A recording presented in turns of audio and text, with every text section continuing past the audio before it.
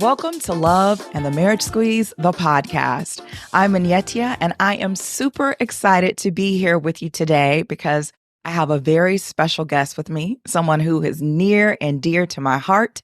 I am here with LaMont Stewart. He is a financial professional, and he's been in the financial services career field for over 25 years, helping individuals save, invest, and plan for retirement. Throughout his career, LaMont has presented a number of workshops to encourage those individuals left out of the capital markets to start investing for their future. He's also taught several financial and accounting courses at the University of Toledo in Ohio. In 2013, LaMont founded Community Learning Associates, an outreach program to provide financial literacy for young adults in underserved communities to empower them to achieve financial independence. Through Community Learning Associates, he provides tools to ensure financial security by teaching the principles of goal setting, budgeting, saving, and wealth preservation. Now, he is amazing as a financial consultant, as a teacher, as an educator, and he's also amazing as my big brother. I'm so excited to welcome LaMont here to the podcast today.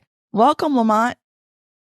Well, Nadia, thank you for that warm introduction. And I really appreciate the opportunity to be a part of this podcast. Again, it's a blessing, and hopefully we'll have a good conversation on what it takes to, build wealth and lead a financial literacy. So I'm excited about it. Yes. And I'm excited about it too. And, y'all are going to get the real deal because this is my brother. And, we just chit chat all the time and just talk about our goals and money and our businesses and all kinds of cool things. And so you're going to get like this inside track. And you've already got the inside track because if you were listening, he called me by my family nickname. I'm not going to repeat it. If you caught it, you caught it. So first up, we're at the end of the year. And let me tell you, it has been quite a year for me. And I can tell you that I've got a lot of things swirling around in my mind about my resolutions for next year, my financial goals for next year, and like how to hit these things and really to start the year, on a good path. But I don't want to start the year without properly closing out 2023. So what advice do you have for us on closing out our financial year in 2023? What should we be thinking about now, doing? What do we need to do here before we launch into 2024?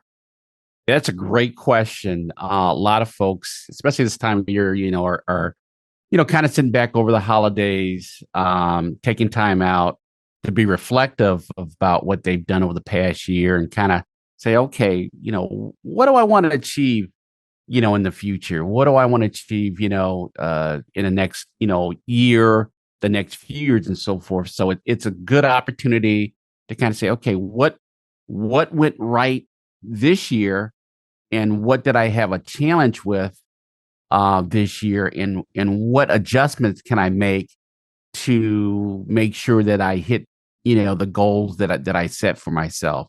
So it's a great opportunity to take a self-assessment, look at your strengths and weaknesses, and focus on small changes that you can do that will make a big impact for you down the road, especially, and I know we're going to focus on some financial things, but again, it's all about the little things that you do that add up to make an impact on the big things.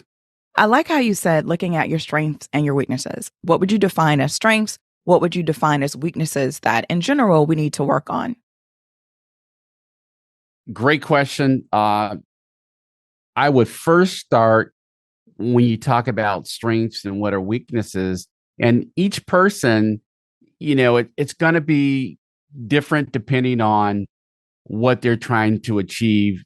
Some folks will be focused on, okay, I've got these weaknesses that I really want to, work on and overcome, which is important, but you also want to reinforce what you're good at. I'm really big on rewarding yourself for what does right what you've done that's been a challenge you've overcome, and then weaknesses, putting effort, small things that you can do to work on it, because it's all about just, when you were younger, if we remember back, you'd either on the playground or at school, you achieved something, you got a little, gold star, a little bit of a ribbon or a little Mm-hmm. trophy. How many of those trophies that we get, either do soccer or softball or something along those lines.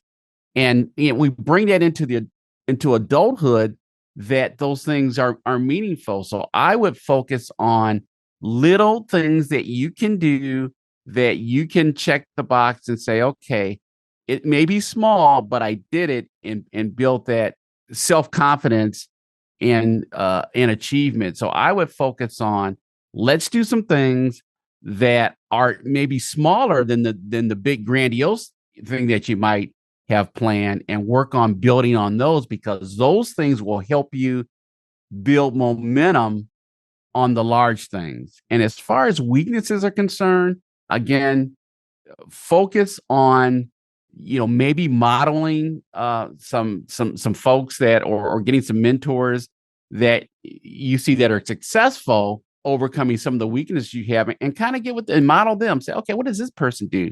They have the same goal, they achieved it. What did they do to achieve that goal that I can incorporate in my plan, in my life plan? So I'm real big on modeling, looking at mentors, looking at folks in your circle that have overcome some of the challenges or hurdles that you struggle with, and learning from their techniques on how to achieve it. So I'm really big on that, because they've done it. So Mm-hmm. obviously, they can give you maybe some good advice, or you can model some of the behaviors that they did to be successful. I I know that's a love long that. answer. But it's a great answer. I mean, I love that, because I think we do have to look at those people who have been successful and, like you said, model our lives or pattern our habits after them. And I also really appreciate how you said, look at people in your circle, because sometimes I think we look at, the big people out in the world, right? Like these moguls that we often want to be like, but sometimes looking at the people in our circles and just seeing how they're successful, and it even gives us an opportunity to ask them, to have those one-on-one conversations about how they were able to succeed with their financial goals. So I really do appreciate that. And also the rewards. I mean, I love a reward, right? So rewarding myself for the great things that I've done, or the goals that I've hit, or the strengths that I have, I think would help me, definitely motivate me. Now, I have to admit, when I've thought about this before, right? Like motivation and rewarding myself, but often those rewards are often financial. And I'm like, oh, but I'm trying to save money, but my reward should be this, right? So what are some of the rewards that you give yourself? And what are some of your, I guess, sort of non-financial rewards? I mean, I have some, but like I said, oftentimes I think about, I'm going to treat myself to this or that. But I'm like, let me think about some non-financial rewards. Yeah, it's very important. And that's kind of, focus on balance, because you just, have a list of 10, goals and it's all financial. To me, that may not be the best, balance for most people. For some people, that's what motivates them. That's fine. But you have to kind of figure out, okay, what is the purpose? Why am I doing this grind? Why am I working? What is the purpose that I'm trying to achieve? Am I reaching these financial goals so I can do more charitable stuff? Am I reaching these financial goals to leave a legacy to loved ones or other folks in the community? You have to kind of put together, what's the reason that you're getting up in the morning and doing what you're doing. So you have to kind of determine what your purpose is, and then complement the activities, be it, financial, planning or budgeting or savings or investing, to give you the freedom to fulfill that purpose. So it's more about, okay, what's the purpose? How do I put things in place for me to get to the purpose? And again, a lot of times it's financial because that gives you the flexibility, the opportunity, and it frees you up to be able to do the things that you really want that enrich you and enrich other folks in your life. So I would be more determining what is the purpose, what are you trying to accomplish, and working back in small steps to do that. And the financial component is big, but there's other components as well. It can be serving the community.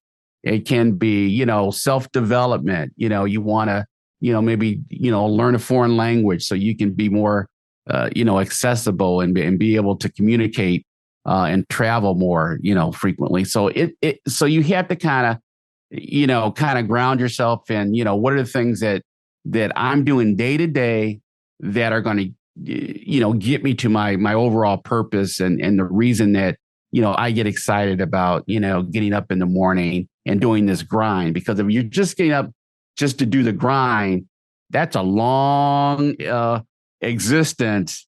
And I don't see how that can be fulfilling. There's got to be more than just work. There's got to be other things because it can be monotonous if the work doesn't lead to a purpose or an accomplishment or some other purpose. At least that works for me.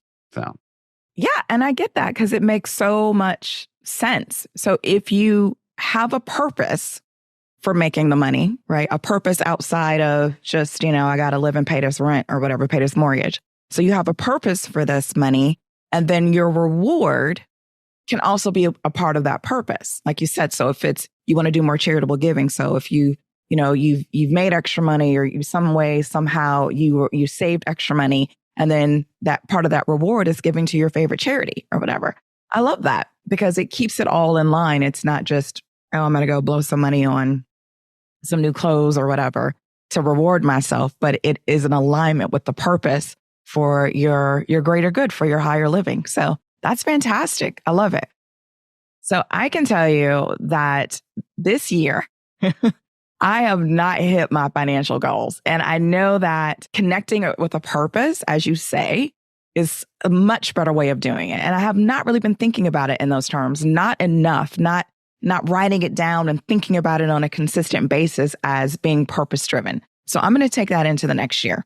But I can say for this year, I didn't hit those goals. So do you have any other advice on kind of staying motivated to hit those goals in 2024?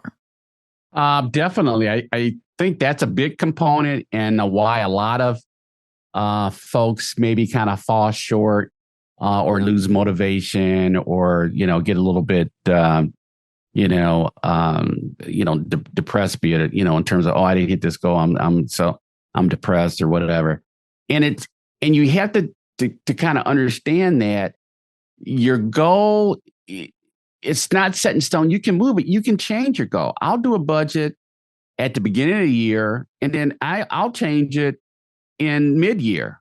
I'll change it 3/4 because things may have changed in my life. So you can't just be rigid. You have to be flexible.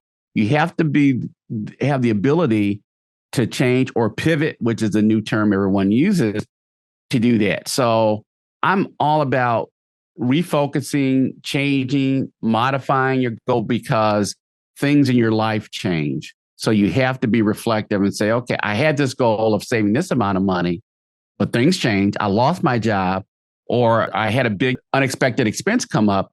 So I'm going to have to modify those goals, maybe, change them, modify them, revisit them, once my situation changed. So again, that's a key strategy is your goals needs to be somewhat flexible because things in your life changes and you can always get back on course later on. But the flexibility is what I think is key. And most people have these rigid goals.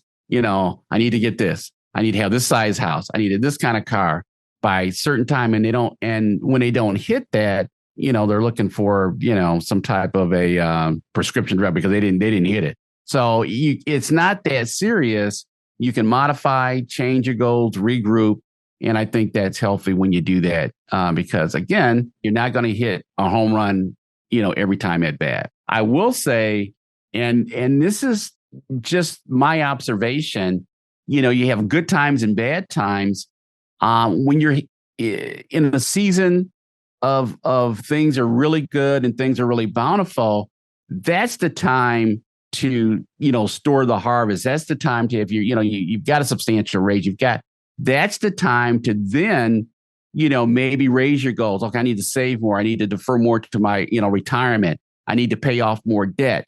That's the key, is when you have a bountiful harvest, to be able to store that, because they're going to have some times when things are lean, and you're going to be glad that in the good times, you were able to put more money into your retirement or pay down on debt and so forth. So when lean times come and you can't put as much as way, it's not that big an impact, because you did it during the time that were bountiful. So that's the other thing too, is that always be able to, on the excess or the extra, be able to put that away. Ooh, that's great advice. And that's just smart. It's just smart. It's like, you've got that bonus. You had a great year. The money's flowing. Put it away. Have some extra savings. And then when you hit those lean times, you've got that there available for you. Just smart. Smart. Perfect. Yeah. I can definitely relate, because like I said, this year I did not hit those goals, unfortunately. And I've got to restart. I've got to be flexible and just do my best, in the upcoming year. So we've had a wonderful Christmas season so far. Like, the family here has just had a really great time, and we've missed you. Hopefully you'll get to, spend next Christmas with us. But I can also tell you that I did some Christmas shopping, and I didn't really follow my budget very well. So for those of us who went a little hard on the holiday shopping, what advice do you have for us to get us back on track? Great question. Again, I miss it. Obviously, the weather there, I miss. So hopefully I can get down there to enjoy that weather. We're getting a little bit of a cold snap up here. So it's cold in Ohio. Yeah, it's getting, you look at the calendar, it says, okay, it's time to get cold. And that's exactly what it's doing. So I would say, there are times when, especially around the holidays, whatever, you feel pretty joyful. You had a, long year, tough year, and then you want to kind of reward, friends and family, even yourself, with maybe a little extra gift under the tree. And I get that, and that's okay. What I would suggest some strategies would be, then you need to say, okay, I spent a little bit more than I wanted to on this holiday. Where can I cut back, or where can I maybe have a reduction to compensate? Because so that's what you need to focus on. It's just not, a one sum. It's like a pie. Okay, I've got a bigger slice over here, so then I'm going to reduce and have a smaller slice later. So one way you might want to consider to compensate for maybe going over your holiday budget is to maybe look at your travel budget and say, okay, I wanted to go to Europe and I wanted to go to Caribbean, but maybe I'll just pick one or the other. And then the second trip, I'll go stateside, or I'll do a stay vacation. So what you're doing is you're just compensate for the indulgence or the slightly over budget that you went over the holidays, and you're going to compensate by taking a smaller vacation, for the next year. And that's a good way to do it. So there's trade-offs. So, if I overspend in one area, then I'm going to underspend in another area. And that's a strategy that works well. But most people, unfortunately, don't do it. So I'm still going on my 2 vacations, even though I did, that's not. I get that. I get what you want. But when you're setting goals, it's all about discipline. If you have a kid, teach your kids about discipline. You can't have the cupcakes. You can't have the ice cream and all that. There's one or the other sometimes. So you kind of have to look at those lessons and apply it to your own life, which we, don't like to do, and say, okay, yep, I overspent here, then I need to underspend over there. No, we don't like to do it, because I'm going to need both my European vacation and my Caribbean vacation. Let me tell you that right now. So instead of cutting one of them back, I'm going to go ahead and turn this heat down to about 60 and freeze for maybe a month. Stay on these heat bills so that I can get my Caribbean and my European vacation. That's you choose. Everyone gets to choose the pain. So if your pain is, walking around with a coat, exactly, I'll say, hey, I'll just stay stateside. I'll just get, I'll make a Mai Tai or whatever it is in my basement and pretend I'm on the Caribbean. So it's just the way that you want to handle that situation. So. Yeah, or I might just turn the heat off, for the next couple of months and just come stay with you. You know what I'm saying? That way I really save on my heating bills. Save. That's how I'm really going to save some money this winter. Okay. Okay. Let me know so I can be out of town when you pull that one. Okay. What happened to LaMont? Oh, he's gone. Okay. Yeah, and I want the fridge stocked when I get there. You know how we do. You know how we do. Yeah. Stocking the fridge. That's another thing. And actually, I just sat down and with a couple clients last week and went over budgeting. And one of the things, and again, we talk about goal settings, we talk about overspending and so forth. We did an exercise where we sat down. He brought in his budget, and we went through it. And it was enlightening when he looked at how much that he spent on food and groceries. And it was pretty much the number was large. Wow. So that was something that he identified that next year that he would work on, because the number, and again, until you sit down and look at it, says, oh my goodness, this is what I'm spending on. And I had to ask him, well, you guys having lobster and filet mignon over there? I mean, this put it like this food budget was on the lines of multiple European vacation. And I'm not lying. I mean, I was like, wow. Did you? I guess your car automatically goes to Whole Foods every day. I don't know what this is. No judgment, though. No judgment.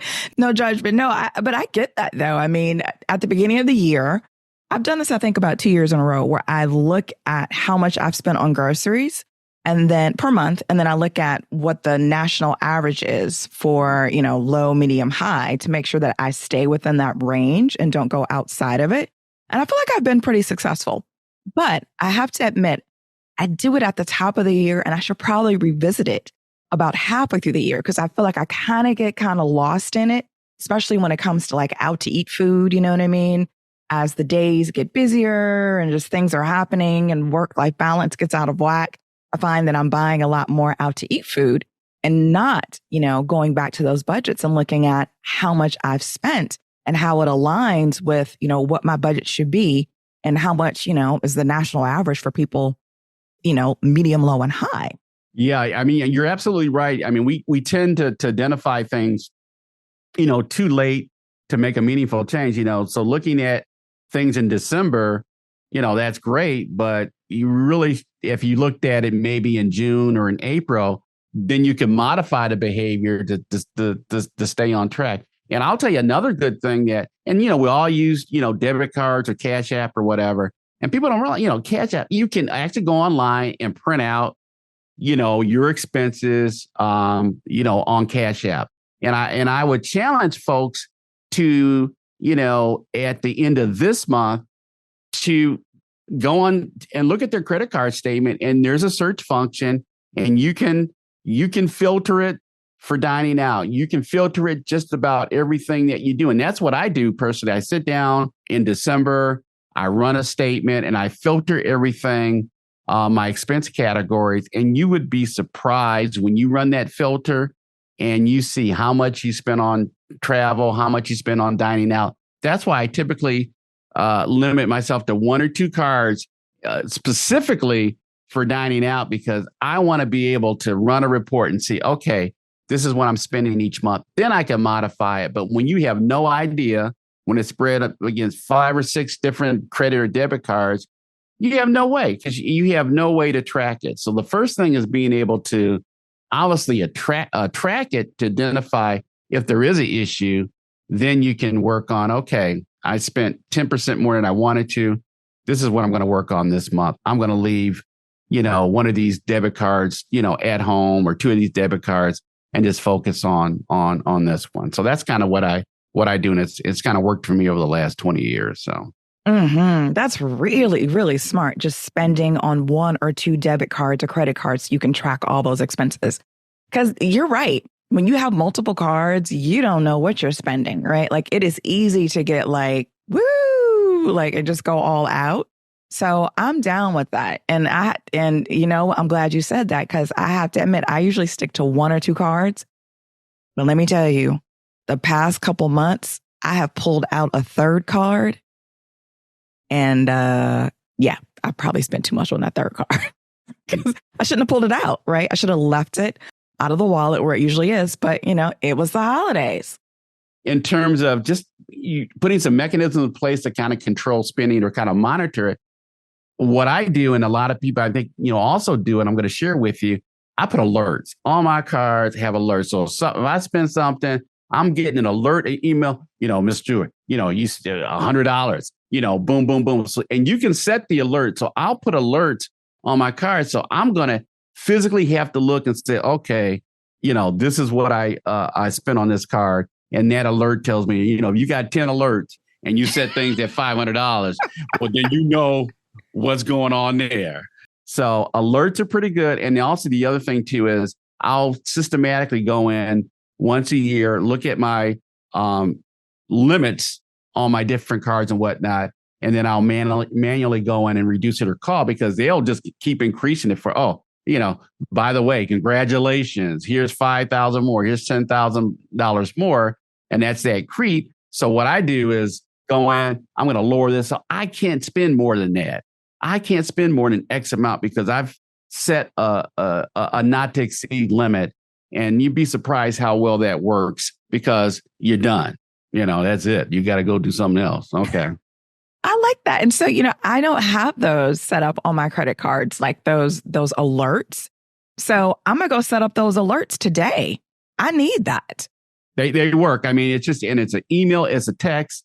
It just alerts you as soon as you can't even get to the parking lot from the store to restaurant and your phone's buzzing. And it's a reminder. It's like, oh, you know what? I need to check. I need to keep this in check. So when you started getting those alerts, it's rapid fire, it may be time to modify some behavior.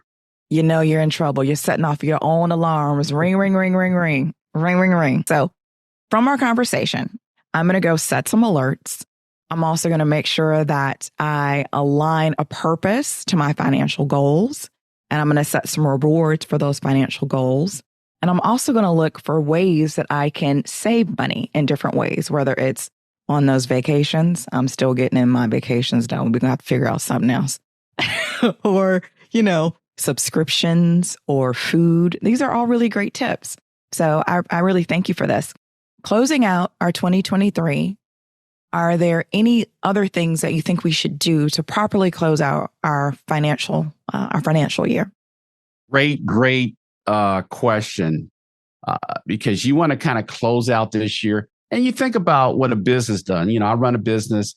What a business does closes out its financial statement for the year prior to starting a new year.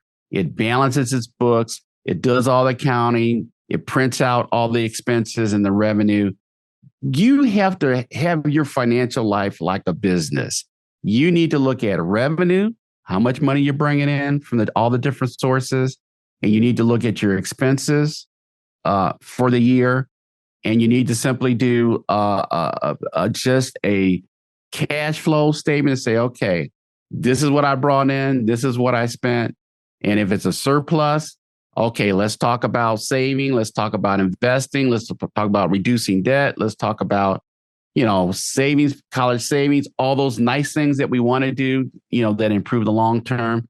However, if it's a deficit, then just like any other business, then there's an opportunity that we need to do something. We need to grow our revenue, bring more in, or cut our expenses. Because a business that is running in a deficit typically is going to file bankruptcy. And a business individual is the same. And you continue to run a deficit, at some point in time, you're going to run off the rail and you'll be filing just like what a business does, filing for protection. So run your financial life like a business. That's great advice. Just really sage wisdom on ways that we can really prepare ourselves for this next year and make sure that we're in alignment with that financial independence that you teach us about, that you teach students about, that you've taught me about over the years. And I certainly appreciate that. And then I know that some of our listeners, a lot of our listeners are single women, right? This is the Love and the Marriage Squeeze podcast, women looking for love, looking for ways to, feel cherished and honored, whether we're in relationships or not, loving on ourselves. And financial independence to me is one way to really love and care for ourselves. Do you have any advice for single women like myself who, we don't have a partner, we don't have that double income coming to a home that gives us, extra spending money or extra protection in case, of a rainy day or things that happen that go wrong or job loss?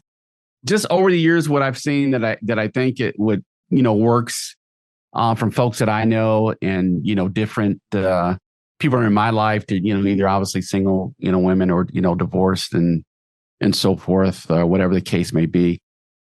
There's opportunities that even though you're single and you're saying, well, I really want to do something, there's no, I guess there's an opportunity that you can join groups, have your circle and do things as a group together.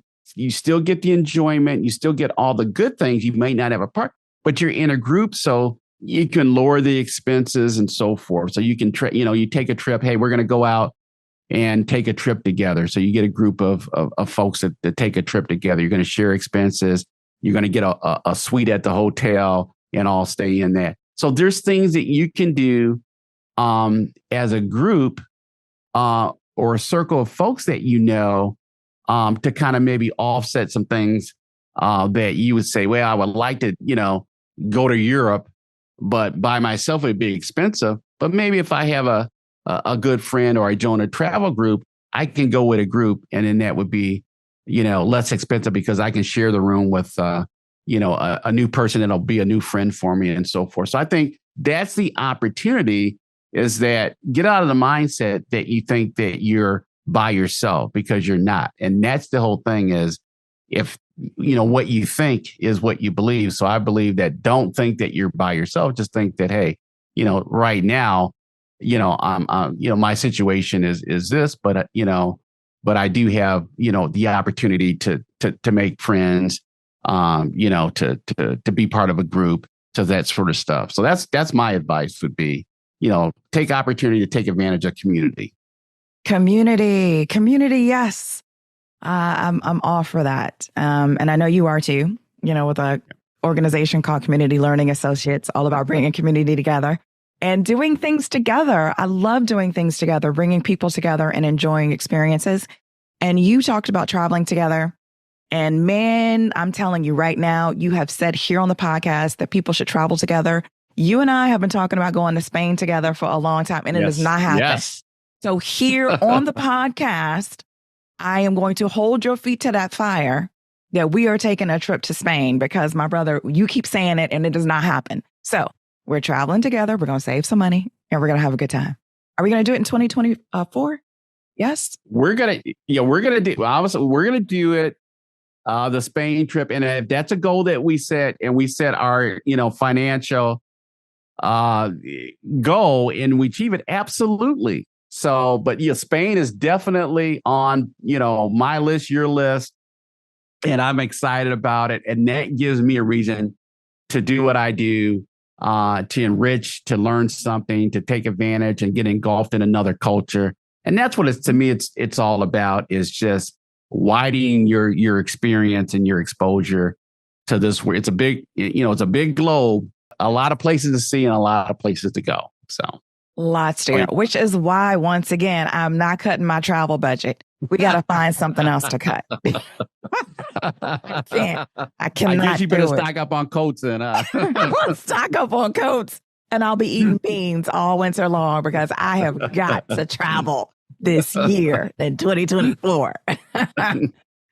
Well, this has been an amazing conversation. Thank you so much for coming on to the podcast and blessing us with the wisdom and the knowledge to do better in our financial lives.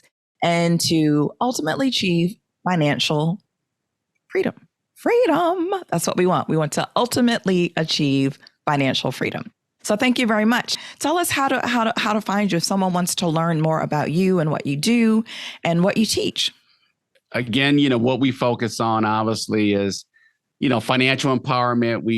We're trying to do that through financial literacy to have folks be able to have financial security, to have that stress, that pressure off, knowing that, they know that they'll be able to pay their bills. They know that they can give to charities. They know they can do the things that enrich them. So that's what we focus on. A couple of ways you can reach us: our website, communitylearningassociates.com. We do our Facebook page that we have as well. We will be launching our workshops. We always like to do a vision board. So we're planning to do our vision board. And that's really the inspirational one that we like to do, where we get together, we have fun, we come together. There's always food and drinks involved. I think that makes it, I think it makes it fun.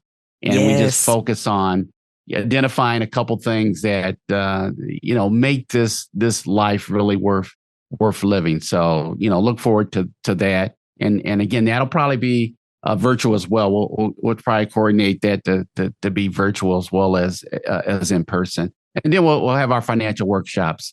And again, that will be posted on our website.